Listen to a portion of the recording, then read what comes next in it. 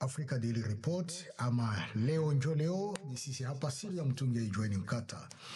Basi wandugu wapenzi, nilitaka kuwaonyesha hiyo picha ambazo tulitoa asubuhi ya leo kuhusu mkutano wa rais wa Amerika pamoja na viongozi wengine ama rais wengine watano wa Afrika. Na watu wakanieleza kwa nini ulitia tu kwa Kiingereza usiweke vile vile kwa Swahili.